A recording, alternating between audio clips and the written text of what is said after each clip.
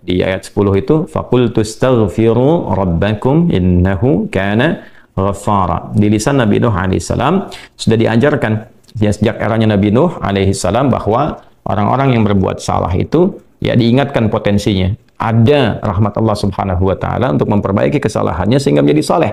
Ya, ini satu fitrah. Jadi di setiap era itu selalu percikan rahmat Allah itu diberikan kepada setiap hamba yang melalui utusan-utusan Allah. Di era-eranya ada rasul ya, ada nabi, kemudian rasul nabi berhenti ya dengan hadirnya Nabi Muhammad SAW dan wafatnya beliau, selesai era kenabian, selesai era kerasulan, maka semua petunjuk-petunjuk yang telah sempurna itu diteruskan oleh sahabat beliau dari kalangan ulama. Nanti kalangan ulama ini mengajarkan kepada ulama di generasi selanjutnya, di tabi'in, tabi'ut tabi'un, sampai kemudian kepada kita. Ya, ini pakemnya sudah ada. Jadi dalam diri kita ini boleh jadi setiap manusia itu kan tidak ada yang suci ya, kecuali para nabi dan rasul yang memiliki sifat maksum, dijaga dari kesalahan. Boleh jadi saya, Anda, kita berbuat satu kesalahan, tapi rahmat Allah menjadikan kita itu mendapatkan fitrah untuk memperbaiki itu. Nah, ini yang nggak dimiliki oleh setan. Setan itu salah ya salah, kan? Salah ya salah. Jadi ketika dia berusaha untuk mendapatkan rahmat Allah pun dengan taubat itu selalu terhambat dengan kesombongannya, istakbar itu. Ya, satu kali ditawari untuk bisa mendapatkan ampunan pun, ya lalu diberikan satu syarat untuk hormat kepada jasadnya Adam pun, kan, itu tetap kemudian dia abai. Sekali lagi saya ingatkan untuk menekankan bahwa kita ini tercipta sebagai manusia, bukan setan. Ya, sepanjang kita menyadari kita manusia dan berbuat salah, maka aktifkan sinyal taubat itu. Ya, sejak di era sebelumnya, bahkan di era Nabi Adam alaihissalam turun ke muka bumi, kemudian juga berkeluarga, ya risalah-risalah tentang taubat itu selalu kemudian disampaikan. Nah, di era Nabi Nuh alaihissalam, Rasul pertama. Jadi kalau Adam itu Nabi yang pertama, Nuh alaihissalam Rasul yang pertama. Umatnya salah. Maka dengan kasih Allah Subhanahu wa ta'ala, diturunkanlah kemudian pengingat. Ya, lewat fitrah kemanusiaan ini. Lewat Nabi Nuh alaihissalam disampaikan, فَقُلْتُ اسْتَغْفِرُوا رَبَّكُمْ إِنَّهُ كَانَ غَفَّارًا. Ya, maka aku tegaskan kepada kalian, istaghfiru rabbakum, cepat istighfar, cepat balik lagi. Ambil kalimat-kalimat ampunan, ambil kalimat-kalimat tobat ya dari Allah Subhanahu wa taala, menggunakan Rabb tuh yang telah menciptamu, merawatmu, menyayangimu, mengingatkan. Jadi Rabb itu ada nilai-nilai rububiyah di dalamnya. Ya, ada sifat-sifat rububiyah. Ya, bukan sekedar mencipta, tapi juga merawat, memberikan perhatian, memberikan kebutuhan.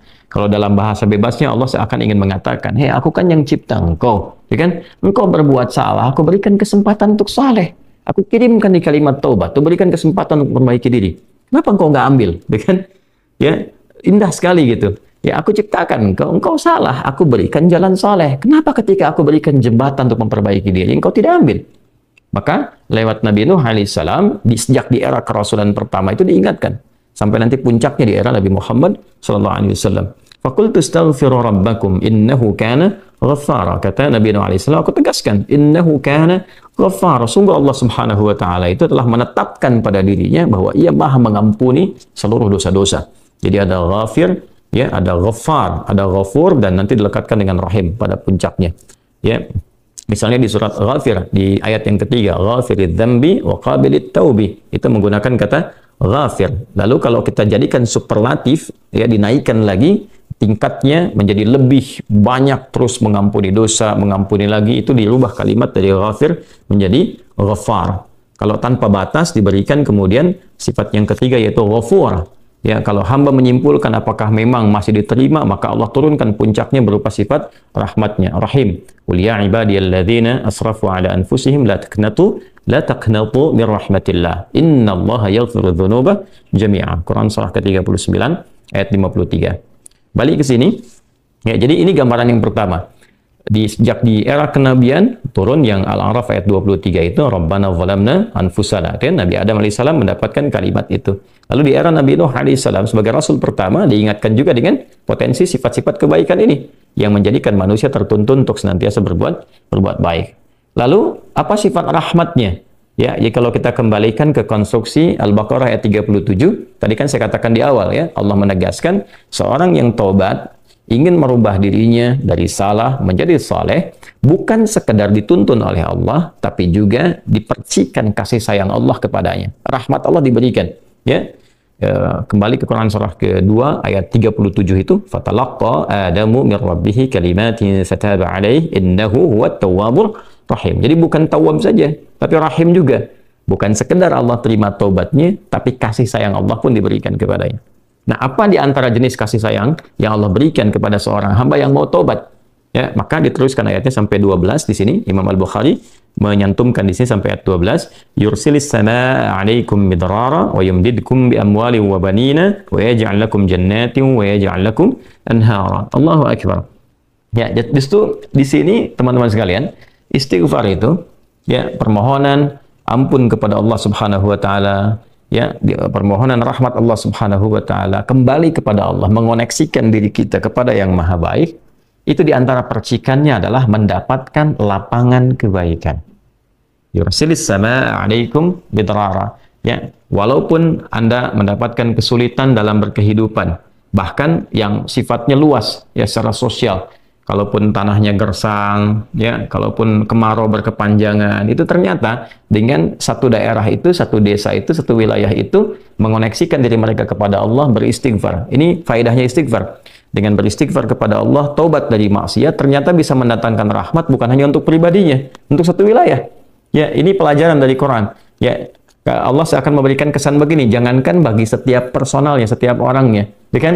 Ada masalah sekampung pun, contohnya kekeringan misalnya, contohnya kemarau, lalu sekampung itu, ya, atau ada orang-orang soleh di situ yang membiasakan taubat kepada Allah, istighfar kepada Allah, mengoneksikan dirinya kepada Allah, ya kan? Itu luar biasa, percikan rahmat Allah. Ya, apa di antaranya? Yursilis sama ya 'alaikum midrara. Allah memerintahkan kepada langit itu untuk menurunkan hujan. Ya, dengan curah yang memberikan maslahat. Kemudian wa yumdidkum bi amwalin wa banina. Ya, lantas kemudian melapangkan kepada engkau urusan hartamu. Ya, bahkan memberkahi engkau dengan keturunan-keturunan yang baik. Jadi Masya Allah, ya, orang tua yang rajin istighfar, suami yang rajin istighfar, itu ternyata bukan sekedar menjadikan ia mendapatkan penerimaan taubat. Dia berhenti dari perbuatan maksiat, usaha-usaha yang tidak baik, dagang yang tidak benar, dengan perbuatan curang, ya, perbuatan menipu, perbuatan-perbuatan yang tidak elok, korupsi, jauhi potensi itu. Disogok dia hindari, diajak korupsi dia jauhi dan sebagainya. Lalu konsisten pada kebaikan dan dia isi dengan istighfar. Astaghfirullahaladzim, astaghfirullahaladzim, Rabbana zalamna anfusana wa illam taghfir lana wa tarhamna lanakunanna minal khasirin. Dia konsisten pada kebaikan itu, wa yumdidkum bi amwal. Allah akan lapangkan dia pada harta-harta yang lebih berkah. Allahu akbar. Ya. Jadi diberikan kelapangan dulu pada dirinya, kemudian diberkahi hartanya, jadi berapapun yang dia dapatkan, Allah berikan berkah padanya. Sehingga dia merasakan kebahagiaan dengan harta itu. Kan ada orang yang merasa seperti kelihatan banyak, tapi tidak menikmatinya. Ya, baik itu boros, baik itu merasa kayaknya banyak tapi nggak kepake. Ya, barang-barang habis beli ini lagi, tapi memuaskan nafsunya saja. Ya, temannya ngajak begini, dia harus terpaksa beli, kadang-kadang ngutang, atau mungkin dia dapatkan sesuatu tapi jalan-jalan yang haram, jalan yang salah. Dia tidak menikmatinya, dan ini yang paling bahaya. Ya, ini yang paling bahaya. Lawan lapang kan sempit. Jadi hartanya kayak banyak, tapi menyempitkan kehidupan rumah tangganya. Ya, hubungan suami istri jadi nggak enak, dengan anak jadi nggak nyaman. Itu ciri keberkahan biasanya. Ya, ciri keberkahan yang tidak didapatkan. Jadi kalau berkah itu dapat, walaupun terlihat kuantitasnya nggak sama dengan orang, dia 100 juta, ini 1 juta, tapi kenikmatannya luar biasa. Ya, di rumah ada kebahagiaan, hubungan menjadi nyaman, apa yang ditata itu bermanfaat, yang dimakan menjadi daging, dari daging itu terkonstruksi menjadi pengetahuan, jadi macam-macam, jadi energi, ya energinya dipakai pada kebaikan. Sebaliknya yang terlihat seperti banyak, kayaknya banyak nih, ya, tapi tidak memberikan kebahagiaan. Di rumah nggak bahagia, tidak memberikan dampak energi positif, ke ibadah jadi malas. Ya, itu ciri pertama kalau harta kurang berkah itu, apalagi tidak berkah, itu pasti menurun kesolehannya, meningkat kesalahannya. Pasti itu. Ya, jadi mulai menurun nih, sholat mulai menurun, baca Quran mulai menurun. Nah, kesalahan mulai meningkat.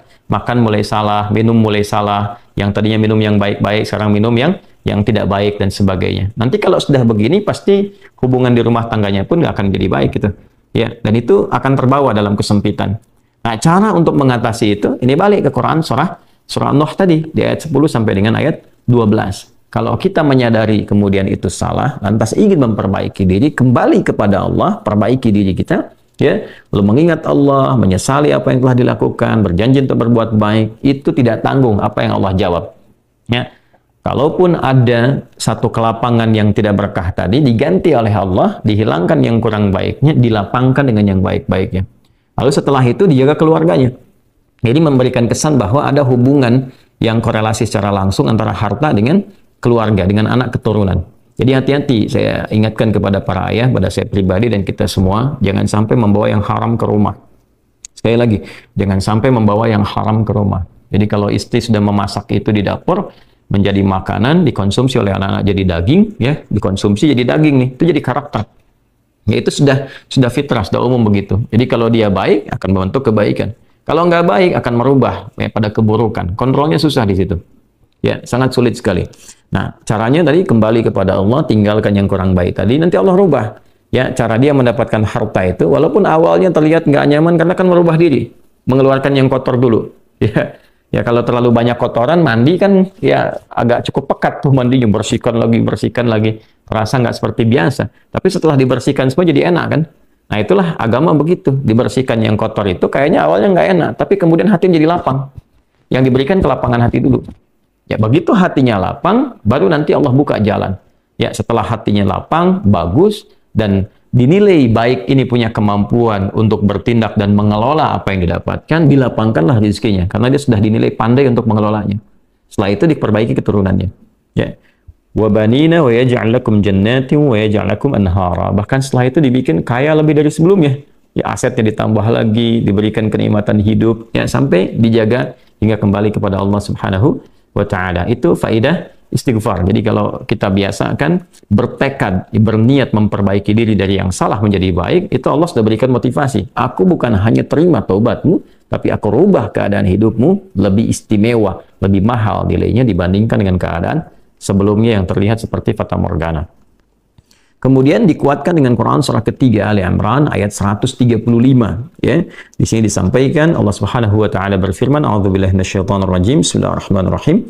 Walladzina idza fa'alu fahishatan aw zalamu anfusahum ini dzakarullaha fastaghfaru lidzunubihim wa may yaghfiru dzunuba illa Allah wa lam yusirru ala ma fa'alu wa hum ya'lamun.